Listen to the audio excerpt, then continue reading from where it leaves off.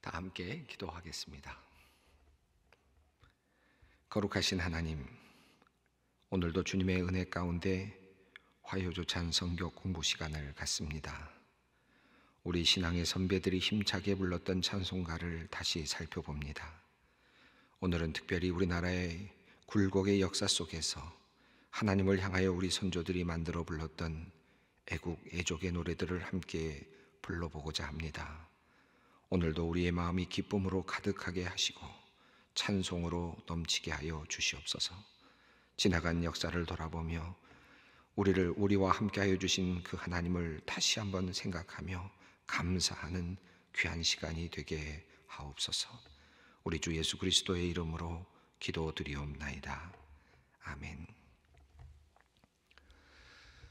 사랑하는 여러분, 반갑습니다. 화요조찬 시간입니다. 오늘은 이미 말씀드린 대로 우리 한국 작곡가들이 또 작사가들이 함께 만들어 부른 노래들, 특별히 우리나라의 역사와 함께하는 노래들을 함께 살펴보려고 합니다.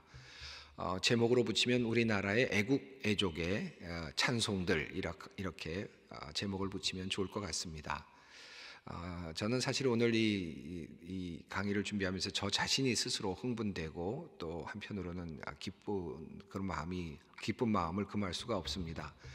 우리나라의 그 찬송가들 속에 이런 노래들이 있었구나, 또 나라를 향한 이런 노래들이 있었구나 하는 것들을 살펴보면 저의 마음속이 막 가슴이 뜨거워지는 것을 느끼게 되는데, 오늘 그 이야기를 좀 여러분과 함께 나누려고 합니다. 우리나라에 기독교가 들어온 때가 언제일까요? 1884년 우리 선교사들이 들어와서 복음을 전한 것으로 알려져 있지만, 그 전에 만주로부터 시작된 그 선교의 물결이 있었습니다. 중국을 통해서 들어온 그런 그 기독교가 있었는데요. 그래서 1879년에 만주에서 첫 번째 그 세례자들이 나왔고, 그리고 그들이 이제 한국으로 들어온 그런 기록들이 있습니다. 그러니까 1880년대 초반부터 한국에는 이제 기독교인들이 이제 들어오기 시작했고, 또 그들이 이제 세례를 받고 또 교회를 세워가기 시작했다, 이렇게 이해할 수 있습니다. 1880년대 조금 지나서 여러분이 잘 아시는 것처럼 한국은 이제 일제 치하로 들어가게 되었고, 그리고 나서 초기 기독교의 그 역사의 시간에는 일제 강점기라고 하는 참 힘든 시간이 있습니다. 그리고 그 이후에는 여러분이 아시는 것처럼 또 한국 전쟁이 있었고, 그리고 그 다음엔 산업화와 다양한 또 지금까지의 역사들이 놓여 있습니다. 그 사이에 우리 기독교인들은 어떤 노래를 불렀을까? 이거 참 궁금한데요. 특별히 그 과정마다 우리 선조들이 불렀던 노래들이 참 많이 있습니다. 제일 먼저 살펴보려고 하는 부분은 우리 초기 기독교, 특별히 일제 강점기에 우리 기독교가 어떤 노래를 불렀을까 하는 것인데요. 제가 지난 시간에 말씀드렸던 한국교회의 첫 번째 찬송가, 1892년에 만들어진 찬미가라고 말씀을 드렸습니다. 이 찬미가는 처음에는 30곡 정도 들어있었는데, 또 어떤 기록에는 27곡 정도 들어있다고 기록이 되어 있는데, 이 원본이 없습니다. 그러다 보니까 첫 번째 이 찬송가에 대한 논란이 조금 있습니다만은, 어쨌든 1892년에 처음으로 찬미가가 감리교회에서 만들어졌고, 이것이 아주 그 다음부터는 아주 굉장히 많이 이렇게 계속해서 출판이 되었는데요. 1892년에 만들어진 이 찬송가가 95년에는 벌써 81곡으로 늘어나게 되고, 또 1898년에는 90곡으로 늘어가게 되고 1500부를 발행하는데 금방 또 소진이 됩니다. 1899년에는 또 176곡이 들어가게 되고, 1902년에는 205곡이 들어가는, 이제 그렇게 해서 계속해서 급속하게 늘어나는 그런 변화를 볼 수 있습니다. 이렇게 찬미가는 감리교를 중심으로 해서 이제 찬송가가 계속해서 이제 이렇게 이어지고 있었는데, 물론 장로교는 장로교대로 지난 시간에 말씀드린 것처럼 찬양가 또 찬성시 이런 방식으로, 그런 이름으로 또 발전이 되어 왔습니다만, 감리교 찬미가는 이렇게 급속도로 1905년까지 계속해서 찬송가들이 발행이 되었습니다. 근데 감리교인 중에 한 사람이었던 윤치호 선생님이 계시는데요. 이분이 1905년에 찬미가라고 하는 그 찬송가를 개인적이라고 하는 것이 더 나을지 아니면 소수의 그룹에 의해서라고 해야 될지 15곡이 실린 찬미가를 발행을 했습니다. 윤치호 역술 그리고 김상만 발행으로 되어 있는 찬미가인데, 이 찬미가는 나중에는 그 미국 그 감리교 또 한국 감리교회에서 공식적으로 예배용으로 채택이 되지는 못했습니다. 왜냐하면 15곡밖에 되지 않기 때문이기도 했고, 또 그 내용 속에는 애국적인 그런 내용들이 많이 있고 예배에 사용되기에는 그렇게 많은 자료들이 없기 때문에 하나의 의미 있는 노래집으로, 의미 있는 찬송가집으로는 인정이 되었지만 예배 안에서 공식적으로 사용되는 것에 대해서는 인정을 받지 못했던 찬송가입니다.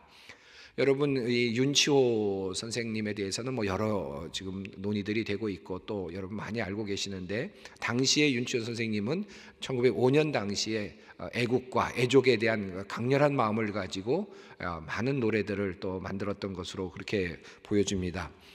이곳에 세 곡이 이제 애국과 관련된 그 찬송들이 있는데요.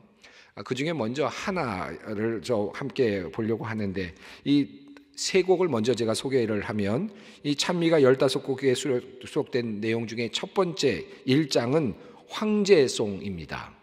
그리고 10장은 무궁화가이고요. 그리고 제14장은 애국가입니다.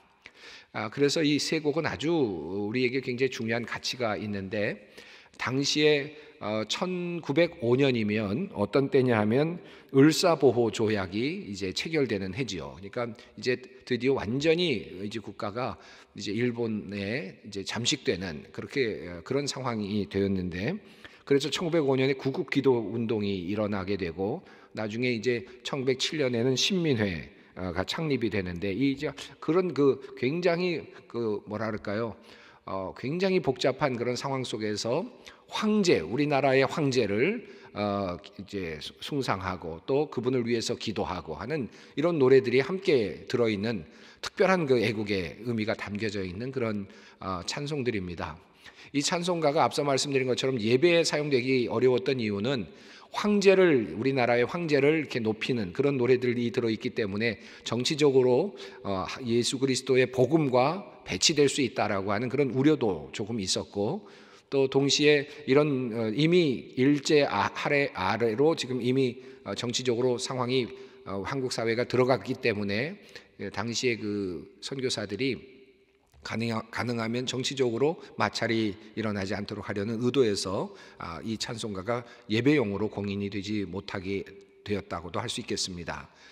그 중에 먼저 이 세 곡을 오늘은 다 함께 들어보면 좋겠는데요. 옛날 체지만 1905년 우리나라를 빼앗기는 바로 그 시점에 우리 민족의 그 신앙의 선배들이 어떤 노래를 부르면서 하나님께 간구했는지 한번 들어보면 좋겠는데요. 첫 번째 1장 황제가입니다. 우리 황상폐야 천지 1월같이라고 시작되는 가사인데, 튠으로는 코리아라고 하는 튠으로 이렇게 되어 있습니다.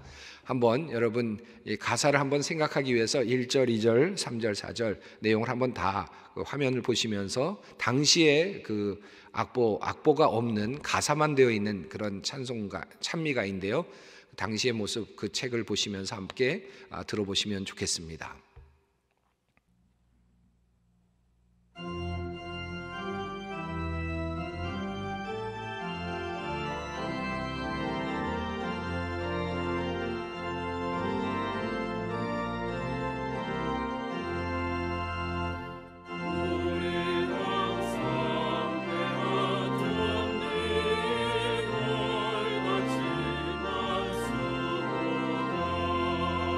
산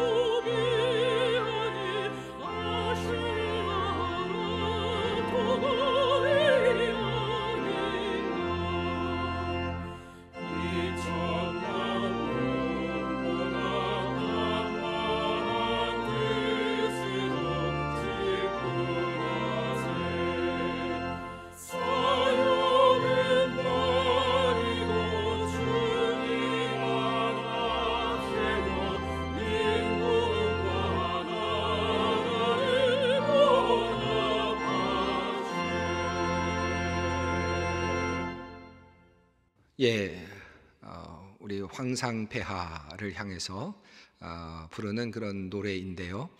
가사를 보면서 이 나라를 위한 그런 마음이 느껴질 것입니다. 비슷한 노래가 10장에도 있는데 이 내용은 가사 첫 줄은 이렇습니다. 승자신손 천만년은 우리 황실이요. 여기서 황실이라고 하는 말, 또 황제폐하라는 이런 의미들은 당시에 이 찬송을 지을 때는 이 국가를 상징하는, 나라를 상징하는 그런 의미로 사용된 것 같습니다.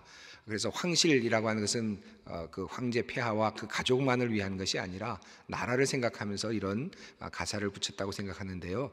이 10장도 한번 들어보면 좋겠는데, 10장은 Old Lang Syne이라고 하는 이 그 곡에다 붙여서 부른 노래인데, 이 곡을 여러 곳에 함께 붙여서 불렀습니다. 당시 애국가에도 불렀고요, 또 이런 이 찬송에도 불렀는데 한번 들어보겠습니다. 이 재미있는 것은 이 후렴 부분이 애국가의 그 뒷부분과 같습니다. 그래서 앞에 있는 그 부분만 조금씩 달라지는데, 한번 1절, 2절, 3절, 4절을 쭉 들으시면서 후렴은 마지막에 한 번에 함께 들어보도록 하시겠습니다.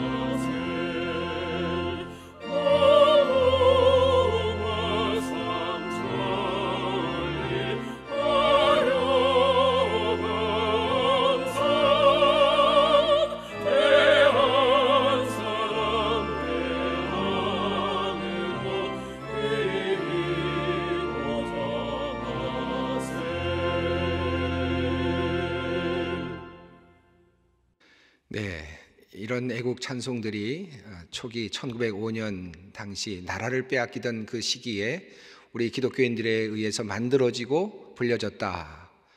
이것은 저희들에게 참 가슴 벅찬 일이 아닐 수 없습니다. 나라를 빼앗겨 가지만 그럼에도 불구하고 국민들 마음속에 나라를 위한 염원이 담겨 있고 또 기도가 담겨 있는 그런 노래라고 볼 수 있겠습니다.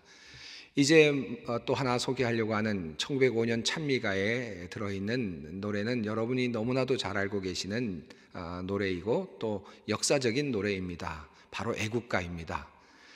많은 분들이 애국가가 어디에서 만들어졌는가, 그 원래 그 출처가 어딘가에 대해서 많이들 논구하시는데요. 이 1905년 이 찬미가에 이 애국가의 가사가 실려 있습니다. 1절, 2절, 3절, 4절이 그대로 동일한 지금에 부르고 있는 것과 거의 유사하게 황제라는 이름 이런 것들만 조금 다를 뿐 거의 똑같은 내용으로 실려 있습니다. 이 애국가의 가사를 누가 지었는가라는 것에 대해서 많은 논의가 있습니다. 윤치호 씨가 했다, 또 안창호 선생님이 하셨다, 또 김인식 선생님이 하셨다, 장로님이 하셨다, 뭐 이런 여러 가지 설이 있습니다만은 1910년 9월 21일자 신한민보에 애국가의 그 전문이 실리면서 그곳에 윤치호 작사의 국민가라는 제목으로 실려 있는 것을 우리가 살펴보면 아마도 이 윤치호 선생님의 작품이지 않을까 이렇게 이해할 수 있을 것 같습니다. 그렇게 볼 수 있겠습니다. 그래서 윤치호설이 가장 설득력이 있지 않을까 생각이 들고요. 그리고 이제 이때도 올드랭자인이라고 하는 이 곡에 붙여서 이제 불렀죠. 저희 교회에서도 몇 번 제가 특별한 날 애국가를 대신해서 부를 때 애국 찬송으로 이 노래를 함께 부르자고 여러분에게 요청을 하곤 했는데, 그 이유는 애국가의 원래 모습이었고 나중에 이제 애국가가 만들어지기 전까지는 안익태 선생님으로부터 애국가가 만들어지기 전까지는 이 방식으로 독립운동을 하시는 분들이 이 올드랭자인이라고 하는 이 곡에 맞추어서 바로 이 애국가를 함께 불렀다는 거죠. 그래서 가장 오래된 애국가이기도 합니다. 이 애국가를 한번 먼저 함께 불러보면 좋겠는데 시간이 많지 않으니까 1절만 그 느낌을 살려서 한번 같이 가사를 보시면서 불러보면 좋겠습니다.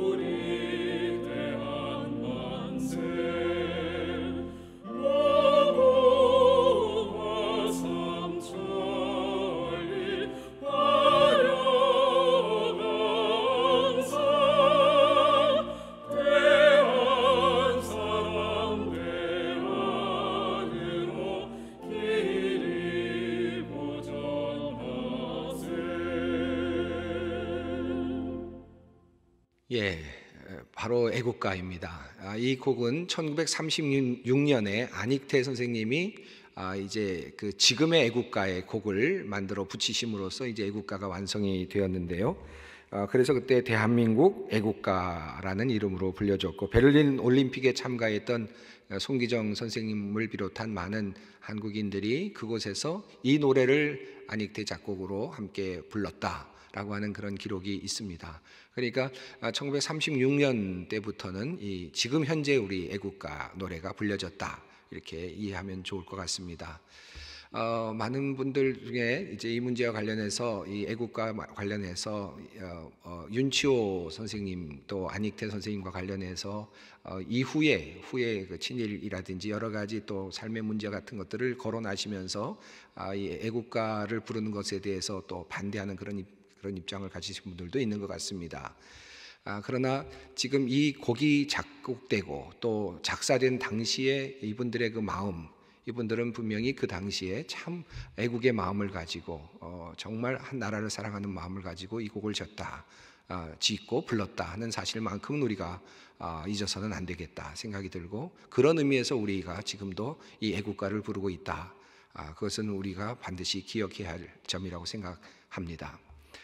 자, 그리고 이어지는 이제 노래는 너무 우리가 지금 1905년에 찬미가에만 집중했는데요. 너무 그 안에 아름다운 애국의 노래들이 많이 있어서 이것을 세 곡이나 우리가 한번 살펴봤습니다만은, 이후에 이제 해방이 된 다음에, 근데 해방되기 전에 불렸던 노래 먼저 하나 보는 것이 좋겠네요. 여러분, 김한란 박사님 얘기 들어보셨을 텐데, 이 김한란 박사님은 헬렌이라고 하는 이름으로 세례명을 받아서 김환란, 이제 헬렌의 이름을 이제 환란이라는 이름으로 바꾸어서 부른 사람이고요. 이화여자대학교 학당 대학과를 졸업했습니다. 1918년에 졸업해서 여성 최초로는 처음으로 대학 졸업자가 된 그런 사람이고, 나중에 이제 3.1운동 비밀결사대로서도 활동을 했고 1919년에, 그리고 1922년에 조선 감리교 감독이었던 웰치 그 선교사의 추천을 받아서 미국으로 유학을 다녀오게 된 분입니다. 나중에 이화여자대학교 초대 총장으로 역임했고요. 평생 독신으로 활동하면서 많은 전도 활동을 했던 분으로 알려져 있죠. 이분이 쓴 그 찬송시가 있는데 여러분 아시는 찬송입니다. 캄캄한 밤 사나운 바람 불 때. 이 곡은 1921년경 전국을 순회하면서 전도 활동을 하면서 그 나라, 이 나라의 방방곡곡에 흩어져 있는 암울한 현실들을 보면서, 특별히 일제 강점기에서 정말 미래를 알 수 없는 상황 속에 있는 한국의 상황을 바라보면서 안타까운 마음으로 글을 썼던 것이 바로 이 캄캄한 밤 사나운 바람 불 때라고 하는 이 찬송가의 가사입니다. 이것에 곡을 붙이신 분은 이동훈 선생님이신데, 이 한동안 이 노래는 그 일제 시대 때는 아마 불려지지 않았던 것 같고요. 작사되었던 그 상태로 오랫동안 남아 있었다가 이 가사에 곡을 붙이신 분은 이동훈 선생님이신데, 이 이동훈 선생님은 여러분이 잘 아시는 이기혁 목사님, 우리 교단의 아주 큰 어른이셨던 분이신데요. 이기혁 목사님의 아들이고, 동시에 이동훈 선생님의 아들은 세문안교회를 담임하셨던 이수영 목사님이십니다. 그래서 이 이동훈 선생님이 쓰신 그 글들이, 노래들이 참 많은데, 곡들이 많은데, 그 중에 하나가 바로 이 캄캄한 밤 사나운 바람 불 때라고 하는 이 곡입니다. 1960년대에 곡을 붙이신 것으로 그렇게 알려져 있는데, 당시에, 그러니까 이미 해방이 되었고 또 전쟁을 겪고, 그리고 이제 막 젊은이들이 막 이제 움트는 그런, 그래서 이제 이 나라가 다시 막 이제 새롭게 가야 되는 그런 상황 속에서 이 가사를 보고 여기 곡을 붙인 것으로 그렇게 알려져 있습니다. 한번 이 찬송을 우리 한번 같이 들어보도록 하겠습니다.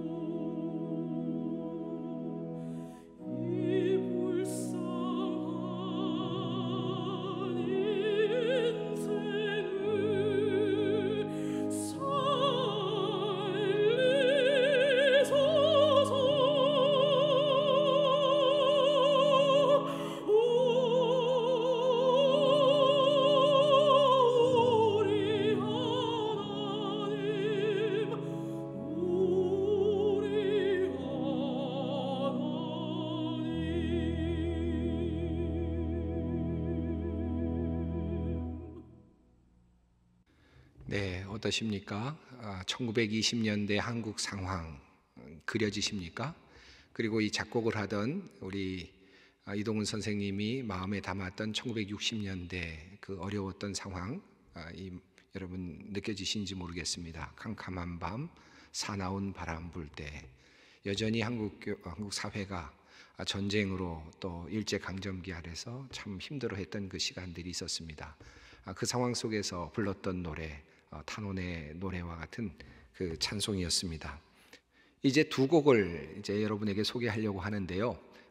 처음 소개할 곡은 조금 뒤에 있는 곡을 먼저 소개하고, 그 다음에 나머지 마지막 곡은 여러분이 또 함께 음악도 감상할 수 있게 하기 위해서 조금 뒤에 마지막 부분에 말씀을 드리려고 합니다. 먼저 소개할 그 곡은 어두운 밤 마음에 잠겨라고 하는 찬송입니다. 이 어두운 밤 마음에 잠겨라고 하는 이 찬송은 1965년 대한기독교 장로회 총회에서 개회가로, 총회 기념가로, 50회 총회 기념가로 만들어져 불렸던 그런 노래입니다. 작사자는 김재준 목사님이신데요. 이 김재준 목사님은 한국신학대학교, 그러니까 한신대이죠. 한신대를 설립하시고 또 총장이 되셨고, 또 그리고 기독교 장로회라고 하는 기장이라고 하는 곳인데, 이 기장을 설립하신 그런 목사님이시기도 합니다. 일반적으로 정치적인 참여, 그리고 또 사회 참여를 좀 더 강조했던 그런 하나의 교단이기도 합니다. 장로교 그룹 중에서는 가장 급진적인 그런 입장을 가지고 있는 그런 교단이었는데요. 지금도 또 사실은 그런 입장에 서 있기도 합니다만은, 이 김재준 목사님이 작사하신, 그래서 50회 총회, 이제 총회 50회 총회의 기념가로 만들었던 노래인데, 1967년에 이게 찬송가, 개편 찬송가에 들어온 곡이기도 합니다. 작곡가는 이동훈 선생님, 조금 전에 말씀드렸던 이수영 목사님의 아버지이신 이동훈 선생님께서 작곡을 역시 하셨습니다. 그래서 풍이 비슷한데요. 이 노래에서 그 노래가 가지고 있는 그 의미는, 당시 1960년대가 이제 삼선 개헌과 이런 여러 가지 문제들이 일어나고 있고, 또 군사 독재 이제 시대가 계속해서 이어가고 있는 이런 상황 속에서 한국의 젊은이들에게 이제 새로운 미래, 그리고 정말 민주주의가 움트는 그런 나라를 꿈꾸도록 하는 그런 의미를 담고 있다고 합니다. 그래서 희망이 있는, 희망을 부르는 그런 노래로 만들어져 있는데, 함께 이 노래를 한번 찬송가로 불러보아도 좋을 것 같습니다. 1절 함께 우리 불러보도록 하겠습니다.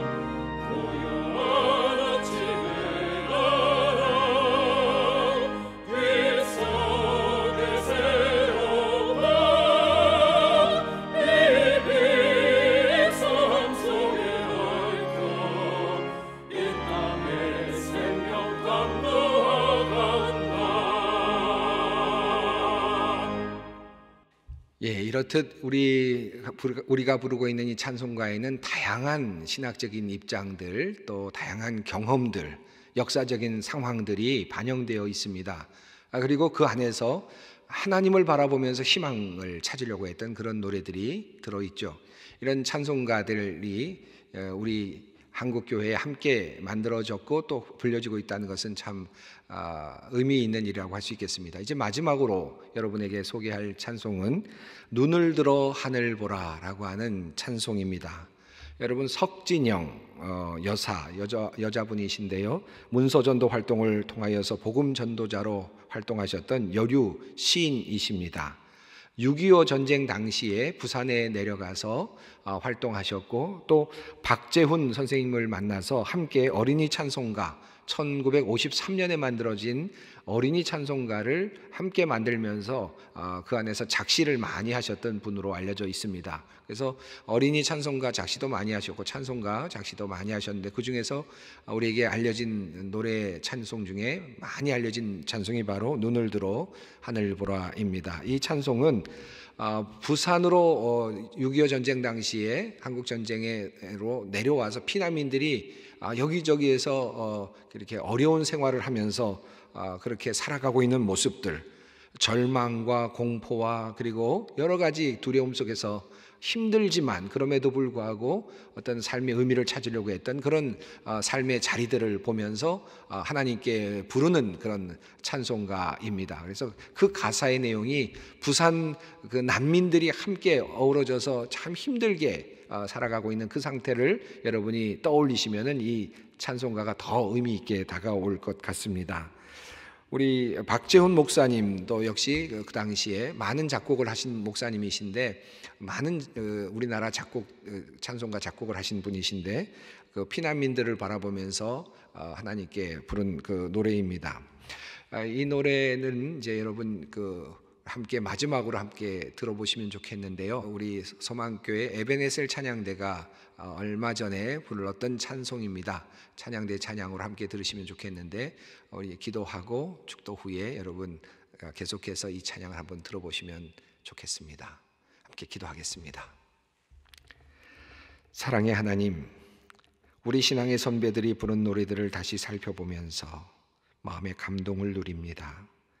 우리에게도 이 찬양이 넘치게 하시고, 특별히 코로나19 상황 속에서도 우리에게 주님을 향한 노래가 넘치게 하여 주시옵소서. 예수 그리스도의 이름으로 기도드리옵나이다. 아멘.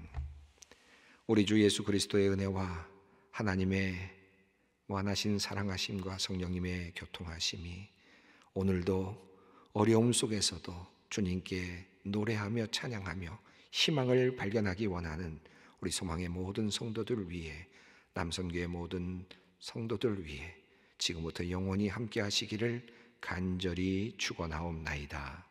아멘.